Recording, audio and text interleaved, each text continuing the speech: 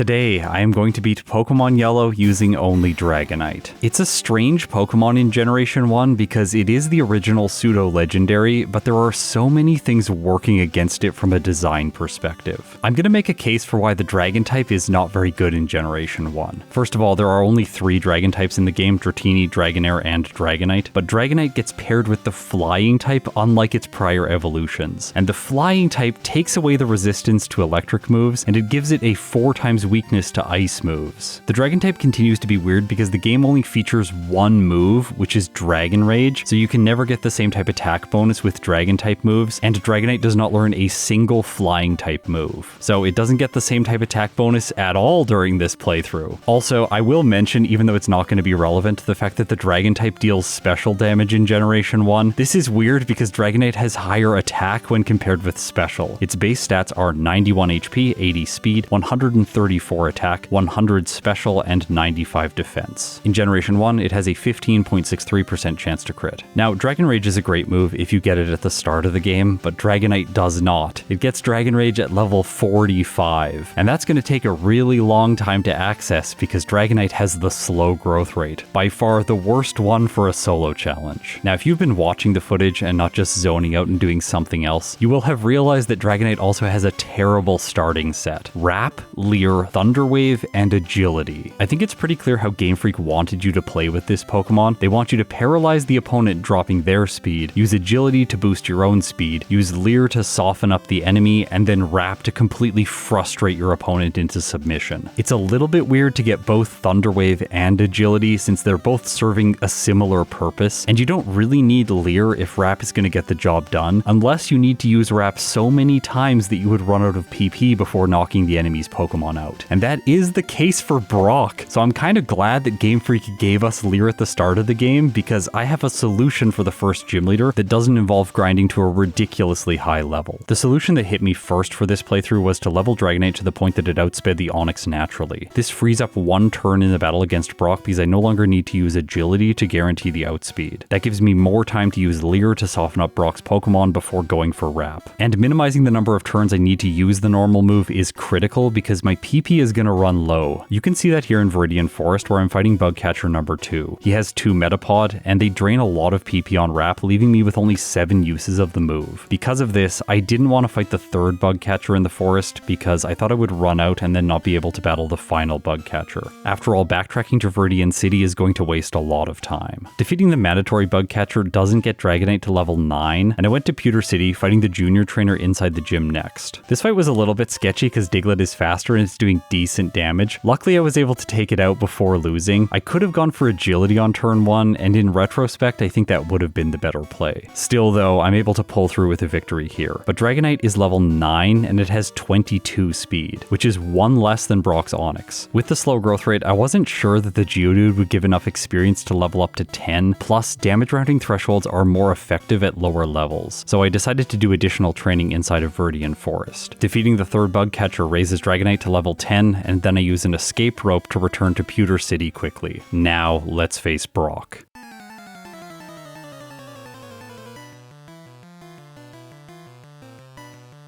Because this is a first playthrough and I haven't calculated damage ranges yet, I don't know how many turns of Leer I need against the Geodude. Because Wrap is resisted, it's going to do very little damage per turn. After all, its effective power is 7. Dropping the Geodude's defense all the way to -6 is probably not going to give me 3 damage per hit, so it makes sense to set up in the middle, maybe 3 to 4 times, and then use Wrap for 2 damage per hit on the Geodude. I went to -4, and this is enough to do 2 damage per hit to the Geodude, knocking it out fairly quickly, preserving green health for the Onix. There are 2 ways to approach this part of the battle. I can go for Leer all the way to -6 and hope that Dragonite does 2 damage per hit with Wrap, or I can just use Wrap right away and hope that I have enough turns of this move to knock out the Onix. I think I misplayed this section of the game because all of the Leers give the Onix chances to go for Screech, and then eventually it hits a massive bind and knocks out Dragonite. I tried going all the way to -6 on the Geodude, but this is also not as good because then I make it to the Onix with less health. I'm still going for the Leer strategy with which is not working out, so for a second time with Dragonite, I lose to Brock. This is why I do follow-up playthroughs. I give myself the chance to experiment and make mistakes in the first run without really any consequences. Other than you making comments about how badly I play in some of these first runs,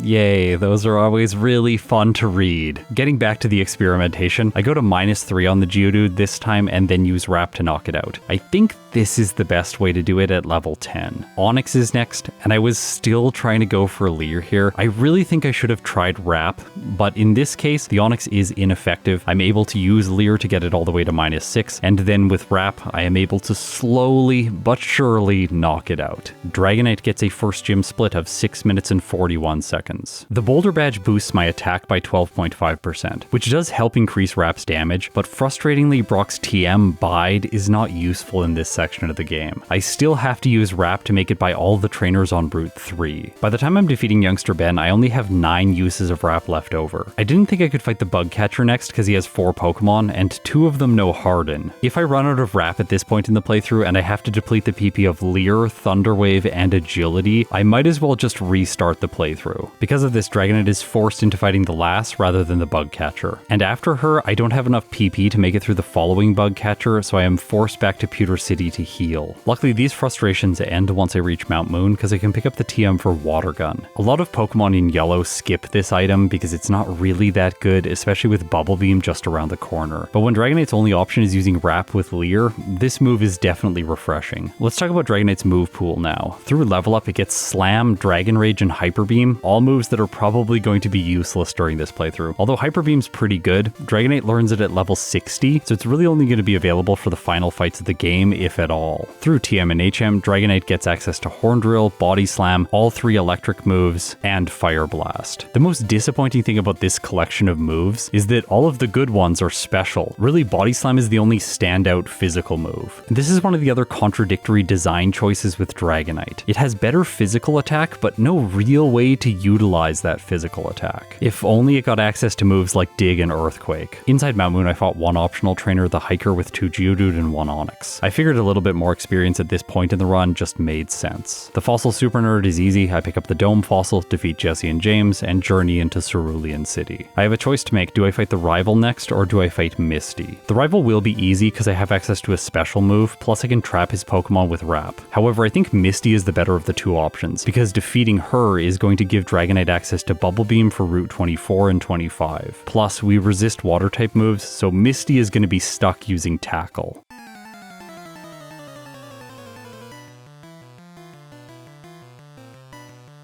The play here is very obvious, agility on turn 1, this way I'm going to outspeed the Starmie and I can just infinitely trap it with Wrap. Misty can use an X-Defend, which is very annoying. Also, whenever Wrap misses, she can go for Harden, increasing Starmie's defense even more. I could have countered this out if I had kept Leer, but I did not keep Leer. I taught Water Gun in its place. Without the option of lowering defense, I am stuck in a very long battle. I hope for critical hits along the way. Dragonite does get 1 near the end of the battle, and then I finish off the Starmie. I still have half health left over, so this was an easy fight. That's a second gym split of 11 minutes and 45 seconds. In the context of all Pokemon Yellow playthroughs, this is not really a good start to the game. But from here, things should speed up. I teach Bubble Beam in the place of Water Gun, and I don't even heal going into the battle against the rival. In retrospect, I think this might have been slightly risky. I have to 2-shot the Spearow, taking some damage from Peck. I 1-shot the Sandshrew, but then I take damage from the Rattata's Quick Attack before Bubble Beam 1-hits. Finally, against the Eevee, I have to 3-shot using Bubble Beam, so it is able to attack twice, and in this case it just goes for Growl 2 times in a row and I knock it out for free. Maybe theoretically Dragonite could lose that fight,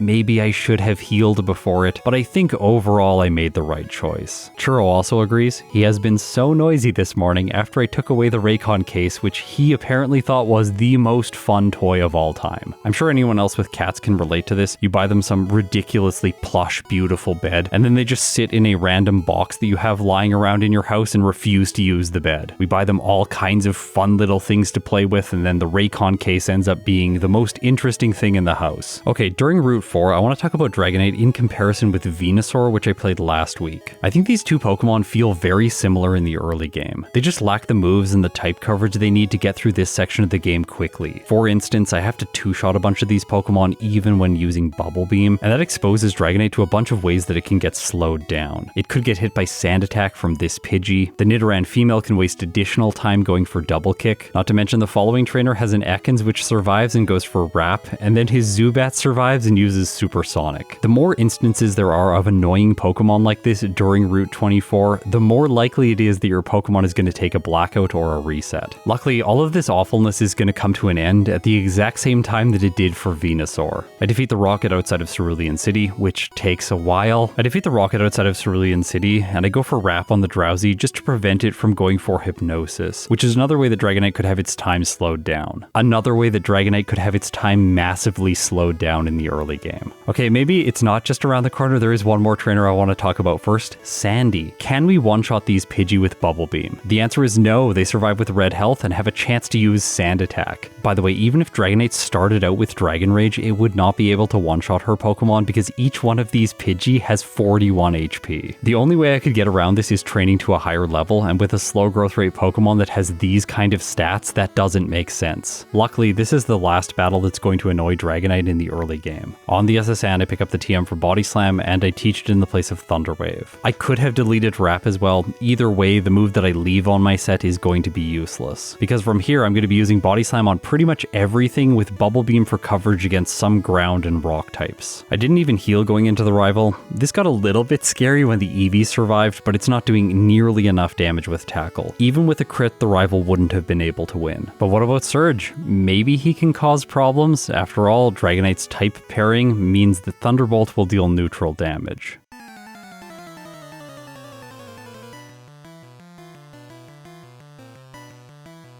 Okay, but the real question is, will he choose Thunderbolt? Because often he just goes for things like X speed when Raichu is already faster than its target. In this case, turn 1 he goes for Mega Punch, which does okay damage, roughly 1/4. Body Slam is doing about half to the Raichu, and it also inflicts paralysis. So I'm able to move first on the second turn, bring it down to red health, and then Surge uses his X speed. I guess in this case it actually makes sense. It removes the debuff from paralysis because Generation 1, and then it boosts the Raichu's speed. So it's able to move first with Mega Kick, miss, and then Dragonite wins anyway. That's a third split of 18 minutes and 30 seconds. Again, this is not a great split. It's been a slow early game, but things are going to continue speeding up for Dragonite, because Surge gives me the Thunderbolt TM, which I can teach right away in the place of Wrap. Dragonite now has a move that is very effective against all of the trainers in the Rock Tunnel Gauntlet. It has Body Slam to one-shot all of the Wrapping Lass's Pokemon, Bubble Beam and Thunderbolt for Slowbone, Body Slam once again for the Status Condition Junior Trainer. I am one-shotting the Oddish here, so the Bulbasaur is a foregone conclusion. Bubble Beam once again for the self-destructing Hiker, and with him out of the way, I make my way into Celadon City. With the slow growth rate Pokemon, I think it only makes sense to go to the Rocket Hideout and get one additional rare candy. At least in my first run, maybe in the follow-up playthrough I can skip this area and save roughly 25 seconds. In the department store, I pick up the Ice Beam TM, buy myself 2 Carbos. I almost went for Calcium here, but I think I need to improve Dragonite's speed more than its special. The rival in Pokemon Tower is incredibly easy. Thunderbolt one-shots the Fearow. Ice Beam would have if I taught the move, but I kept Bubble Beam for now. Body Slam takes care of Magnemite. I have Thunderbolt for Shelder, Bubble Beam for Sandshrew, and Body Slam for Eevee. His Ace is the only Pokemon that ends up even surviving a single hit. Agatha Jr.'s next. This one is annoying for Dragonite. I really wish we had Dig here. Instead, with Thunderbolt, I have to two-shot both of her ghosts. There is potential for Dragonite to lose here because of Parafusion, but in this specific battle, both of the Ghastly just go for Nightshade and I win. I want you to continue taking note of the damage ranges that Dragonite has. Against Jesse and James, I one-shot their Meowth, but then the Arbok takes 2 shots to knock out. I got lucky there not getting paralyzed by Glare, and it takes me 3 hits to knock out the Weezing. I want to spend a moment and emphasize all of the anti-synergy that is happening here for Dragonite. First, it has a slow growth rate, so it's a low level by this point in the run. Second, Body Slam's base power is lower than another physical move like Dig, which a bunch of other Pokemon have access to in this section of the game. And ground moves, as well as psychic moves, are really good against the plentiful poison types in the mid-game of Yellow. But Dragonite doesn't get access to either Psychic or Dig. The 2 badge boosts we have right now are increasing attack and defense, but I am using mostly special moves, which is also Dragonite's lower base stat. On Cycling Road, I typically fight a bunch of trainers because this is a really efficient place to train. But I want to re-emphasize here that it takes a while to knock out these Pokemon. 3 turns for each of these Weezing. The only way to counteract all of these bad factors for Dragonite is using rare candies at this point point in the run. But that makes very little sense because then it's going to finish the game at an absurdly low level. Unlike Venusaur, which gets access to moves like Swords Dance and Sleep Powder, Dragonite is not going to be able to set up nearly as efficiently. And so using rare candies early into the run is just not an option. Plus, Venusaur has the medium slow growth rate, so I think this is where the comparison between these two Pokemon ends. They're both very slow in the early game, but then as the mid-game begins, Venusaur speeds up with Razor Leaf and then Swords Dance, and Dragonite just continues moving along at a very slow pace. Even here against the biker bosses Coughing, which are level 25, I have to two-shot using Thunderbolt. I made the decision to go to the Safari Zone next because this is typically what I like to do in yellow. However, there's a downside here once again for Dragonite. Because of the slow growth rate, it is only level 31. There are a bunch of wild Pokemon at higher levels, so I can constantly run into encounters wasting additional time. Next I teach Ice Beam, and then I head to Erica's gym. I can train here fighting the Cool Trainer for a little bit more experience, and maybe fighting Erica earlier and then going to Cycling Road later would have prevented some encounters in the Safari Zone. There's also the option to just go to Fuchsia City and then fly back to Celadon City, exploring the Safari Zone later into the run. And for Dragonite, I think that that's probably going to be the best way to play.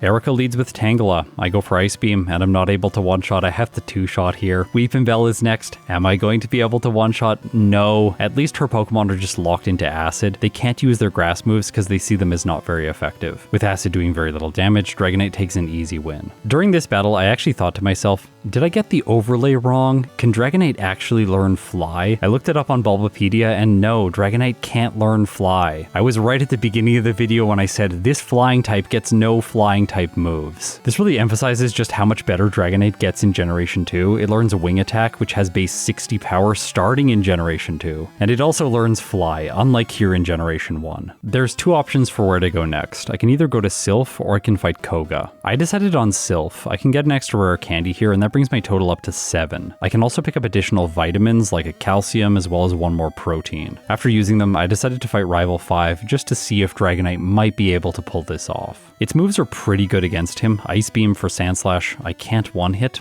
Okay, that's a bad sign. Cloyster is next. It survives a Thunderbolt, goes for Aurora Beam, and Dragonite actually hangs on. It has 15 hit points left over, so I finish the Cloyster, move on to Magneton. Body Slam can't do half. Magneton uses Thunder Shock, and Dragonite faints. Okay, I'm gonna need a higher level for this one. I'll reset and try something else. I could use rare candies now, but I don't think that's gonna be the best choice. I want to play a little bit more conservatively since this is my first playthrough. Instead, I'm going to battle trainers in Silph and level up more. The slow growth rate really holds Dragonite back here. After fighting a bunch of trainers, I'm only level 35. I tried the rival again, but my damage ranges are still bad. While I do get a critical hit on the Sandslash with Ice Beam, Thunderbolt still isn't one-shotting the Cloyster. Having to tank an Aurora Beam and then not one-shot the Magneton means that Thundershock is still just going to end Dragonite. But in this case, the rival crits with Aurora Beam and one-shots. So instead of staying in Silph, I'm going to go to the Fuchsia City Gym and fight 4 trainers. The 2 mandatory jugglers as well as the tamers, which give good experience. The Arbok here have the potential to be a little bit annoying because they have Glare, but luckily I have super effective damage for the Sandslash and I can one-shot with Ice Beam. By the end of these Pokemon, Dragonite reaches level 37. Its speed is still not ideal, only 87 at this point, so I'm not going to be able to move first against Koga's Venomoth. But I still think I should be able to win, maybe? This is not a great matchup for Dragonite if I'm being honest. Koga is essentially a bug-type specialist in Gen 1, but that doesn't matter since we have no flying-type moves, and getting a special drop from Psychic could be devastating.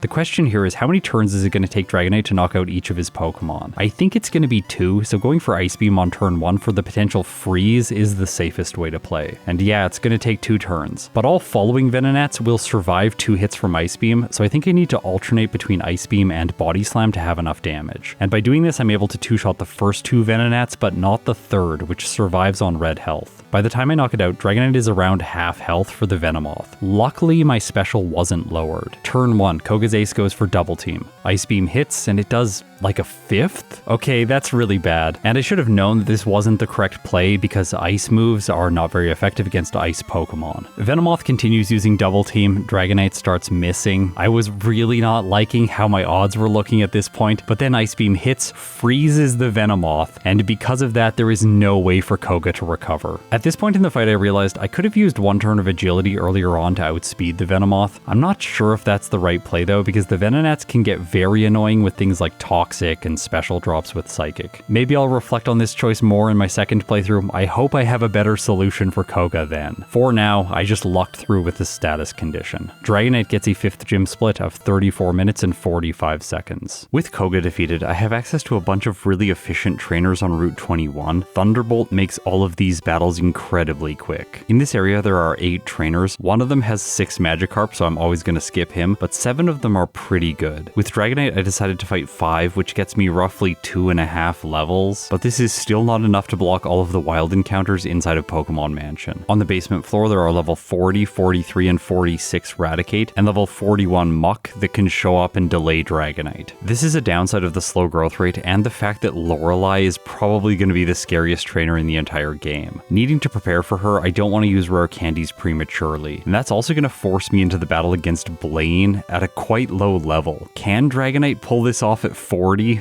I'm not sure.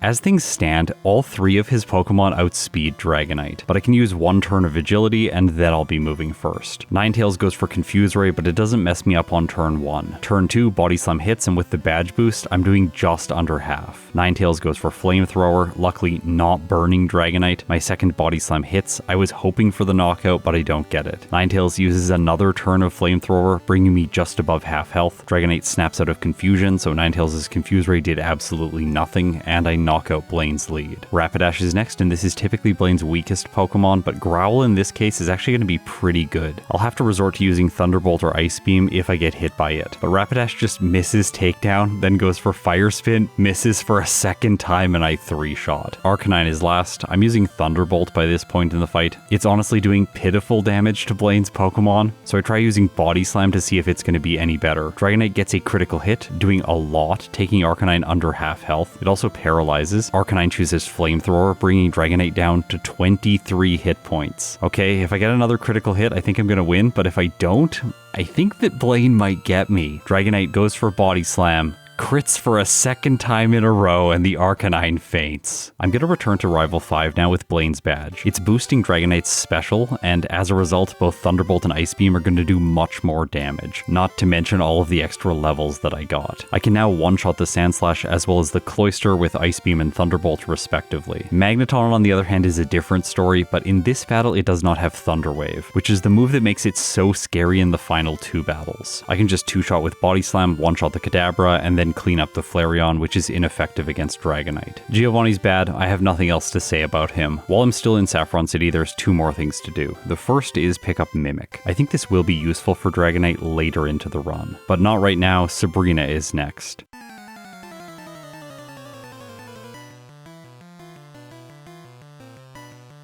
Dragonite has an outspeed on the Abra, but not on both the Kadabra and the Alakazam. I thought that one turn of agility made sense, but then Kadabra went for Kinesis right away. Luckily it missed. Now I can move first, so I go for Body Slam, and the Kadabra is a one-shot despite its incredibly high level. Sabrina's Pokemon are all 7 above Dragonite. Body Slam hits Alakazam, taking it to red. Alakazam goes for Psywave, which does a surprising amount of damage. However, it's nowhere near enough. Inside Giovanni's gym, I don't just fight minimum battles, I also take on the guy with Sandslash and Dugtrio as I'm walking back towards the exit. By doing this, I am leveling Dragonite up to 45 and ensuring that I won't lose badge boosts during the fight against Giovanni, which might be critical.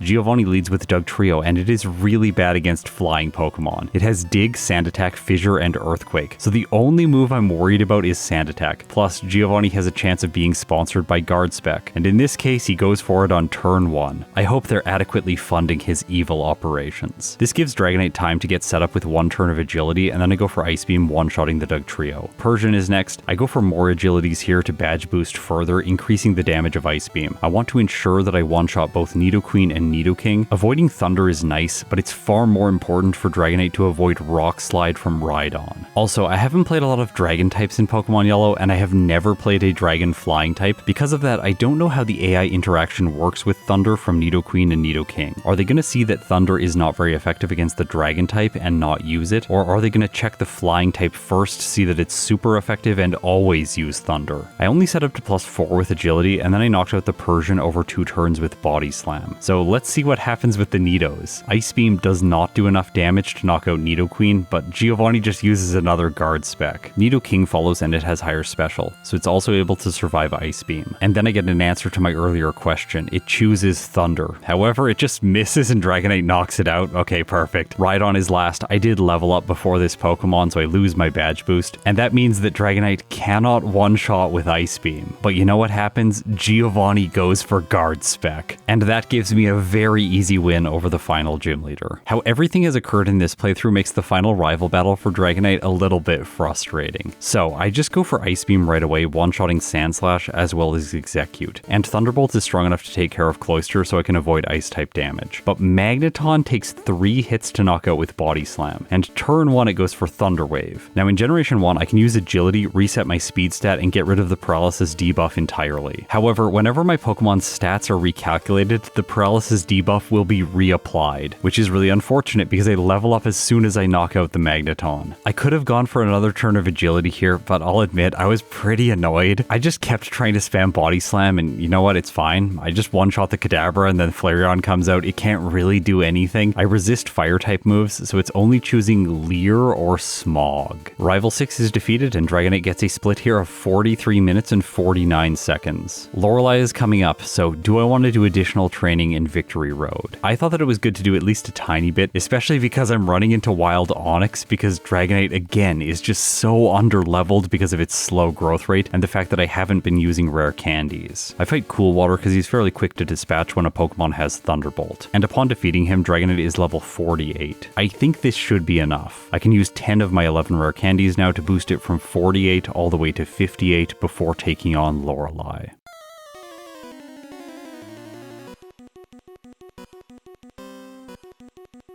Lorelei's Dugong has really weird AI. It's always going to see that Aurora Beam is super effective and it has good AI, so it should be choosing this move on every turn. But the AI logic doesn't stop there. Another part of the script intercepts this logic and then has a chance to roll Aurora Beam as neutral against Dragonite. It's very strange. It's to prevent the Dugong from going for rest over and over again against fighting types, giving them a chance to win and avoid a soft lock. Turn 1, I go for Agility, and the Dugong goes for Aurora Beam, which does more than half to Dragonite. Okay, I think I only get 1 turn to badge boost, so let's see if Thunderbolt does enough damage. And with a critical hit, it does. With Dugong out of the way, Cloyster is next. I'm pretty sure I'm going to one-shot this Pokemon since it has weak special in Generation 1 when compared with its physical defense. Slowbro comes in next. I go for Thunderbolt, and it does enough damage. Okay, this is looking pretty good. For the Jinx, I go for Body Slam. It's physical and Jinx is frail. This also one-shots, leaving only Lapras. With 1 turn of badge boosts, is Thunderbolt enough to knock out her ace? No, it survives on orange health, goes for Blizzard, and Dragonite faints. For the next battle, I have a completely different approach. I'm just going to two-shot the Dugong with Thunderbolt and avoid it going for Aurora Beam over and over again. But in this case, clearly Aurora Beam got affected by the secondary stage of the AI because the Dugong chooses Takedown on turn 1. I knock it out on turn 2, one-shot the Cloyster with Thunderbolt, and then for Slowbro, I have taught Mimic in the place of Ice Beam. I can steal Amnesia, set up here,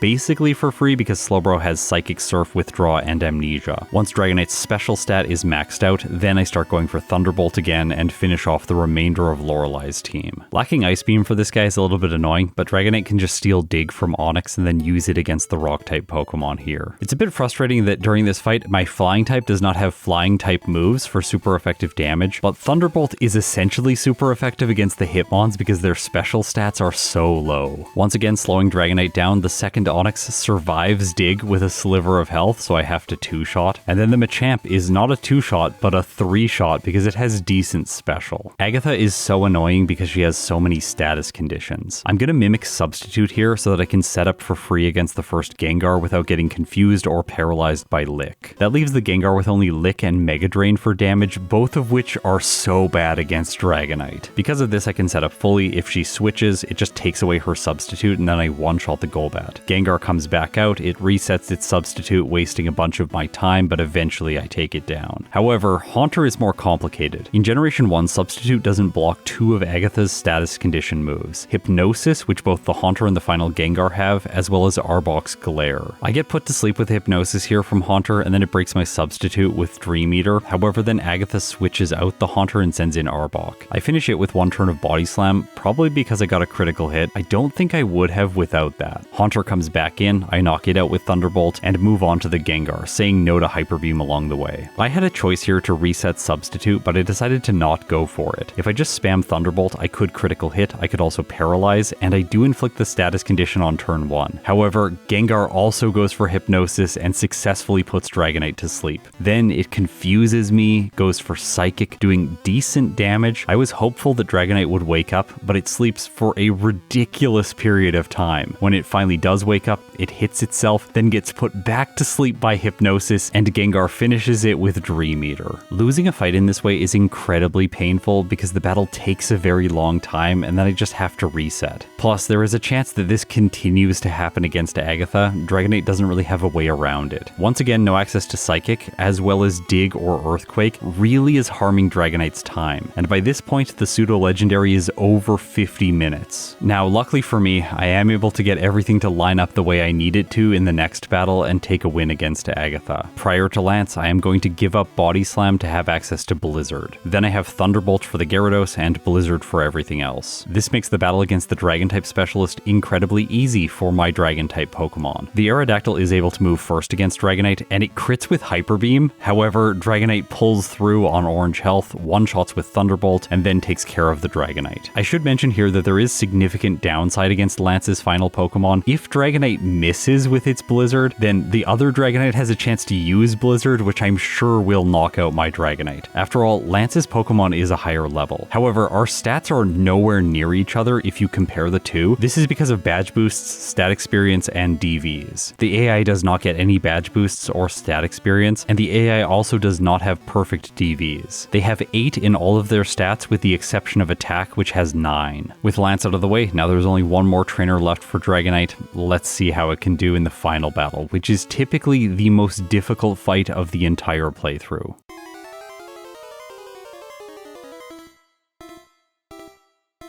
If you were concerned with me giving up Body Slam before Lance, don't be, because the champion is going to give me an even better move. On his Sand Slash, which can't really do much to Dragonite, I can mimic Earthquake, and then I can set up essentially for free if I want. The only move that'll do a lot of damage to Dragonite is Slash. However, I'm not even sure that I need to do this. Instead, I might just be able to sweep Blizzard for Sand Slash, Earthquake for Alakazam, both of them are one-shots. Then for Executor, I'm going to 2-shot with Blizzard because it's very bulky. It puts me to sleep with Hypnosis and wastes a bunch of time with Stomp and Barrage, but eventually I am going to wake up. It takes me under half health and then I knock it out. Magneton's next, so does Earthquake one-shot? And the answer is yes. Cloyster comes in, I go for Thunderbolt, and surprisingly it survives with red health, uses Ice Beam, and knocks out Dragonite. Okay, I wasn't expecting that. I was very sure I was going to one-shot the Cloyster. The solution to this is really easy. Set up against the ground-type Pokemon with Agility. This gives me the damage range I need to one-shot the Cloyster, and of course the Flareon is a foregone conclusion. I finished my first run with Dragonite with a time of 53 minutes and 21 seconds, with 7 resets at level 60 63. I had a game time of 3 hours and 13 minutes. If this was my final result with Dragonite, it would be ranked alongside a bunch of other flying types in the D tier. Butterfree, Fearow, Pidgeot, Gyarados, and Aerodactyl all currently live there. The flying types outside of this tier are all exceptional in one way or another. Zapdos, Articuno, and Moltres are all legendaries, although Moltres just barely escaped the D tier. Farfetch'd is incredible because it has Swords Dance, and I do think when I re-rank it, it will beat Dodrio's placement at the top of the B tier. And honestly, Dodrio is the most normal of all of the flying types that are ranked outside of the D tier.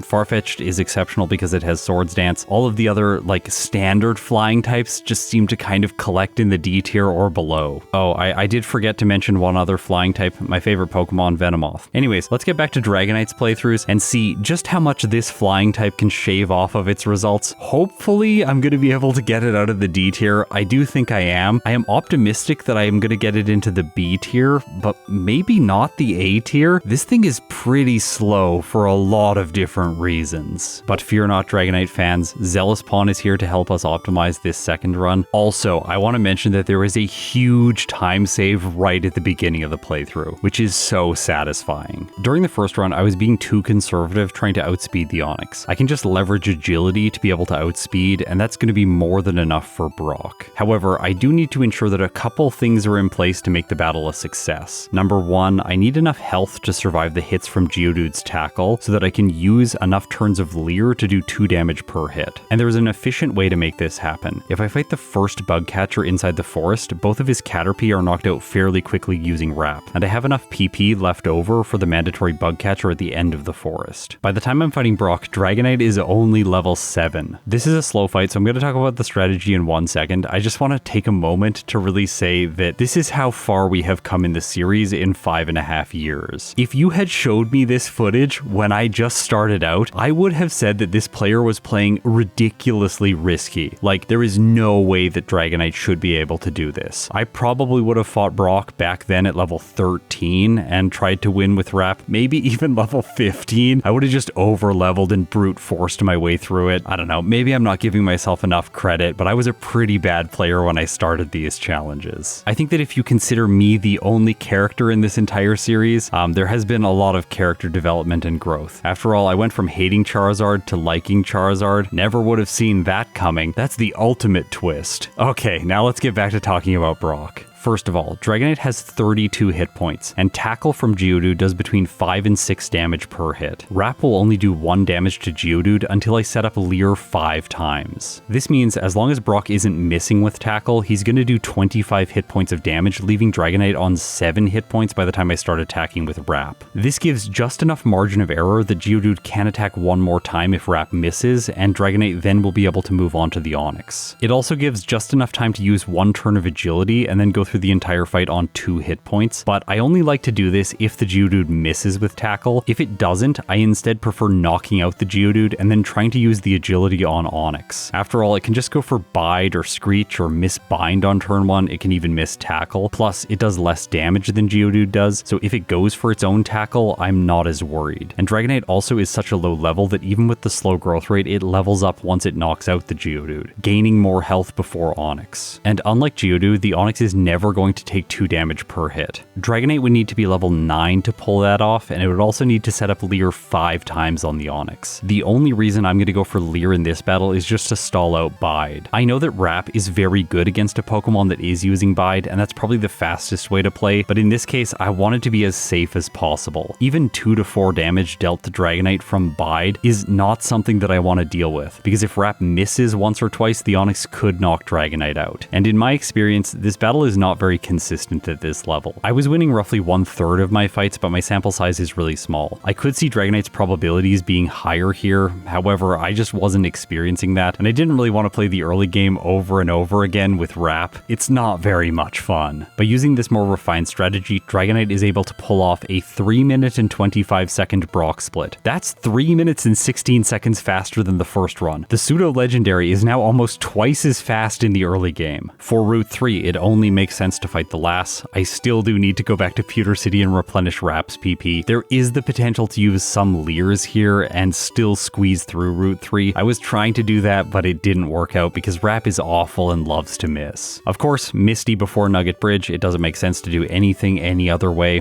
Also, I don't need Leer for this fight. If I run out of Rap, I could just use Water Gun to knock out the Starmie. By the time I finish off the rival on the SSN, Dragonite is still significantly ahead of its first playthrough, but I haven't gained more time in this section of the run. There wasn't much to do differently. Surge, again, is incompetent against Dragonite. He gets paralyzed, and I two-shot this time with Body Slam, finishing him with a 3-minute and 17-second lead. In Celadon City, I am going to pick up the rare candy in the hideout. I'm going to get 2 Calcium for Dragonite to increase its special, and I'm going to teach Ice Beam before going to Pokemon Tower. This gives Dragonite a little bit of upside to freeze the Ghastly on Agatha Jr.'s team. Once again though, no problems due to status conditions. I'm lucky that I'm winning these fights. I can take on Erica now at only level 29, fighting the Cool Trainer along the way for additional experience. Next I go to Silph and I fight 3 trainers. The Machoke Trainer to get the rare candy, the Arbok guy because he's mandatory, and finally the Protein Scientist because of his good experience yields. Now with the Fog of War pulled back, I have all of my damage ranges in mind. I know that I can use rare candies earlier into the run, and they can come as soon as level 32,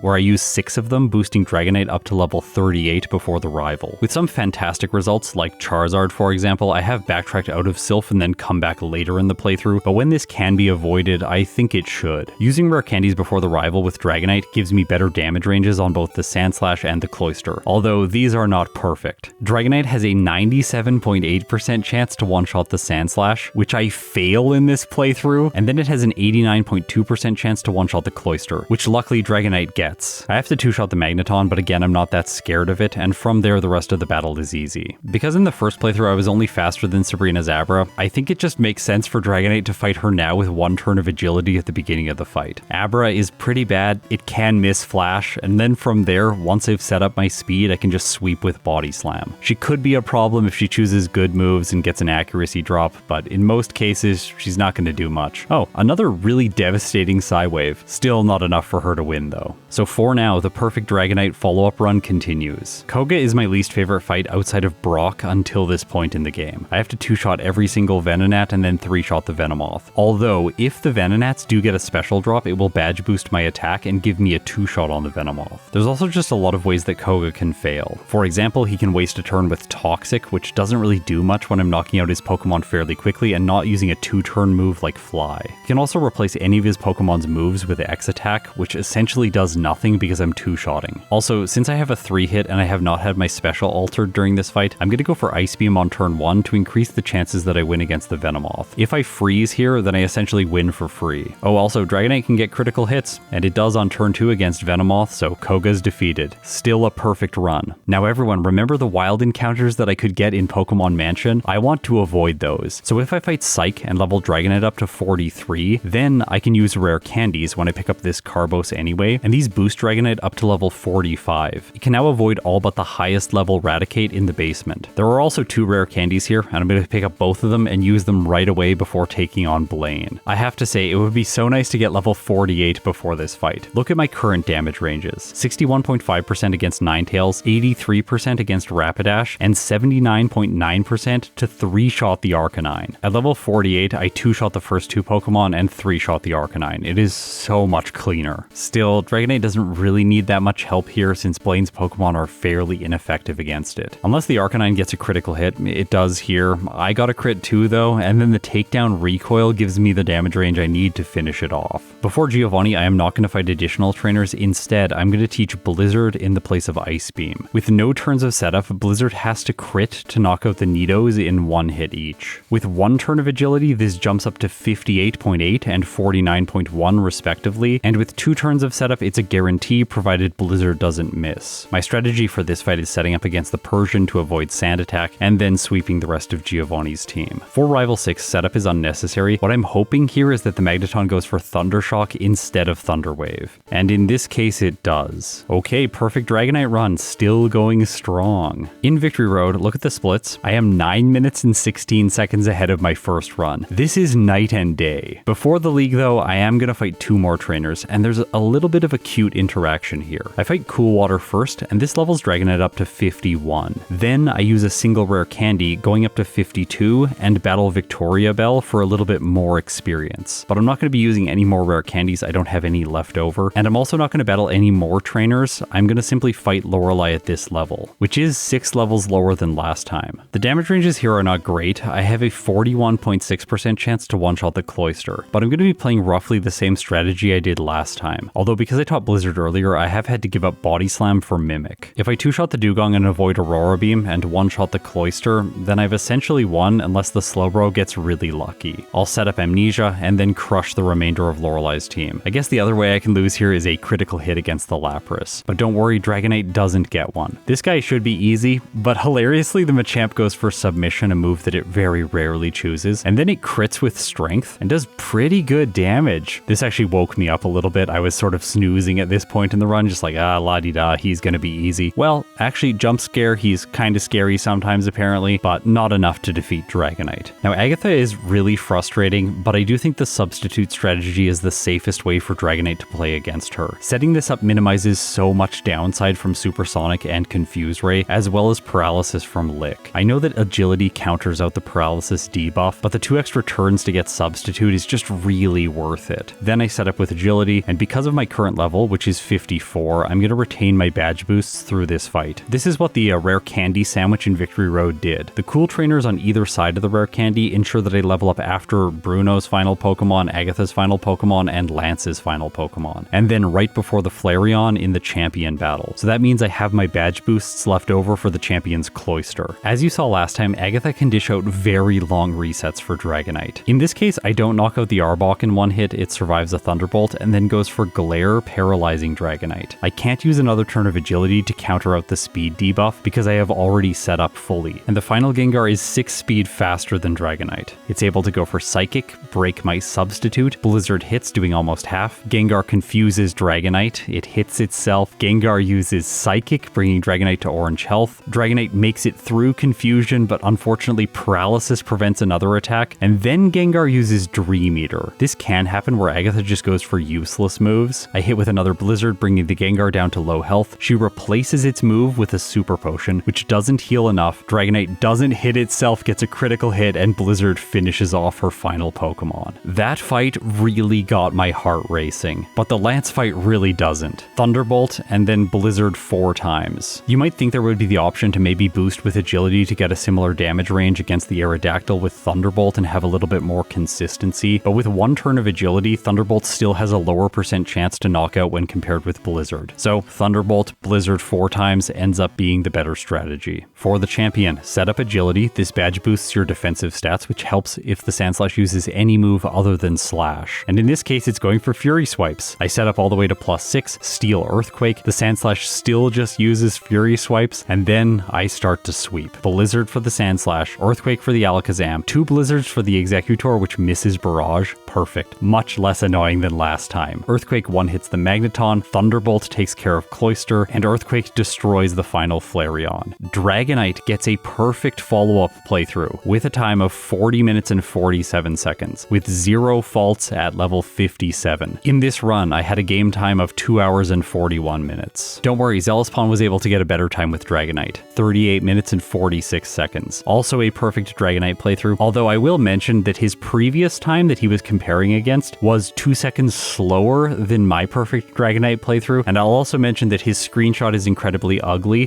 Can you please find a way to get rid of the Windows bar down at the bottom? Every time I see one of these screenshots, this bothers me a little bit. Anyways, it's completely irrelevant. He's an amazing player. This is an absolutely fantastic time. I had to debate if I was going to chase down this time with Dragonite, and I just don't think it's worth it for me. It's going to be so frustrating grinding against Brock and losing a bunch in the early game, and then playing Dragonite runs and getting resets, because every time I get a reset, I'm just going to throw out the run and try again until I get another perfect run. And I don't think that Dragonite going through the playthrough with 0 resets is extremely likely. It is a strong Pokemon, but it's not that good. So So today, I'm gonna call it here. With this time, Dragonite is able to earn itself a spot in the A tier, much better than the D tier. It even beat out Dodrio, and I have provided evidence to you that Dragonite can go faster. You may feel it deserves a place in the S tier as a pseudo-legendary Pokemon, but I disagree. I think that every Pokemon in my tier list currently can go faster. I can't think of a single result right now where I know the Pokemon can't be faster. Some of them I have pushed so far that I have reached my breaking point. For example, I am never coming back and playing Parasect ever again. Although I think my time with Parasect holds up fairly well, it's a lot better than other Pokemon in the tier list which really need redos. I'm thinking of Pokemon like Porygon, for example, another race that we did, but those results are so old that even though it was a race, I'm going to be able to destroy them when I come back and try Porygon again. If I come back and do more yellow runs once I finish this series. The point that I'm really trying to make here is that if Dragonite improves its results, so will Sandslash and Kabutops, so will Omastar and Gengar, so will Dugong and Slowbro. And as everyone shuffles up and the times get lower and lower, what ends up happening is Dragonite is going to remain roughly here in the pack overall. It's a good Pokemon, but it's not truly exceptional, and for that reason, I think it deserves the A tier placement. If you support me directly, thank you so much because it makes things like Daily December possible. I could not make this happen without hiring Sean to do video editing. Now, if you have made it this far, you're incredible. Coming up next in Daily December is Pokemon Crystal with only Spinarak, and it's kicking off a bit of a bug theme over the next 4 days, where in addition to Pokemon Crystal, I'm going to be playing Emerald, Fire Red, and Platinum. Next week on Saturday, we will return to Yellow version for one of the 3 final Pokemon. Get ready for it because the Mew race is coming up.